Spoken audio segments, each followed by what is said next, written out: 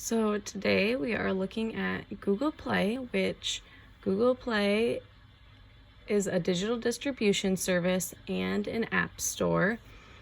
Right here is just all entertainment that you can look at. It's advertising, obviously, some under a certain dollar amount for you to look at to get your attention there. There's new movie releases, top-selling audiobooks, top sellers under $10. So just different sections that they think people would want to look at. We can go into apps, look at different apps there. And then we can go back up to the Google Play, click on it to get back to the home page. We can look at movies and TV, music, books. There's just different sections there of books. Again, I could go click on Google Play, or I can just come over to this little hideaway button there, click on what else I want to look at. There's also, if you make an account, you can look at your account, your payment methods, subscriptions you may have, a wish list. You can make a wish list of things you want. I really liked this parent guide here. So it's kind of set up so that there's just family friendly content. So the ads in the family apps won't have high maturity rating or whatever, and prevent accidental purchases with the password protection. So I think both of these would be good in the classroom. You don't want, if you're working with younger students, to see some of those ads that may not be appropriate for them. And if they're playing games or reading books on there, you don't want them to accidentally purchase something, so you can put in that password in your classroom as well. So benefits to teachers: it can instantly send apps to students. It can share books with students. So if a teacher buys a book or whatever, they can send it directly to their students. And you can find and share helpful resources in this. So benefits to the students would also be getting the apps instantly sent to them, so that they don't have to look something up, then download it, and then the whole class is downloading something at the same time. So that instant share is really nice. And the instant share with the books is nice. The teacher can purchase whatever book they want, send it to their students. I also liked in the books that there are, right here, audiobooks. So if a student isn't the best at reading, or they just like being read to more, they can listen to the audiobooks. Ways to use this in teaching. I thought about, in my classroom, we're doing The Lion King. So I can just search The Lion King, and first there's ebooks, there's audiobooks.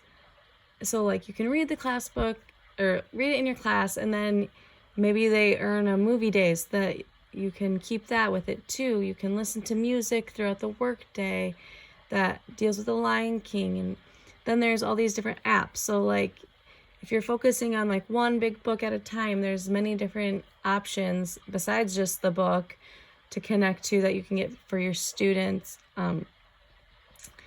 Obviously just the books too. You can look at all these books that you could use within the classroom, all the apps that could be used. I mean, there's games, or there's family again, so you can know that they're probably good for the classroom as well. All the apps that you could buy that you could use in your classroom. The affordances with Google Play are that it uses both explicit and implicit affordances. It obviously uses graphics. Right here, there's all these graphics. There's photos of the movies and the books, the covers of the books. They also have their brand logo up here. They also have copy affordances. So if we were to click on this, here's like, it gives you a little text about what it's about and who's in it. There's also pattern affordances. So like the one I was using with Google Play, you click on that to get back to the home page. Or obviously the play button is going to play something there. And they also use a lot of negative affordances in here. So this, I mean, the play button isn't always there. And then when we go into apps, they come back, or when we go into apps, we can see that apps is highlighted. Home is underlined because it's selected, but then I can click on top charts. It's there. So these up here are the negative ones. How does this application shape user behavior? It shapes our behavior because right when we're on Google Play, first of all, it gives us all these recommendations, like new movie releases, top selling. So maybe, you know, it's showing us that a lot of people like these top sellers, so I may click on those. Also, I saw in like the apps that it says like recommended for you. So the more that you use it, the more it's going to have recommendations based off what you've already looked at and bought and liked. Strengths of Google Play are there's longer app previews. So like when you want to preview something, you get Kira, you get 2 minutes and 23 seconds of the movie preview there, where other sites there may not be. It's usually like 10-30 second little clip of something to see if you actually want to buy it or not. There are a lot of more free apps or cheaper priced apps on this site than on a lot of other sites or applications. It's easy to use and easy to navigate. I mean, it's all right here. You can search something if you don't know even what you're looking for. It could easily be used in the classroom.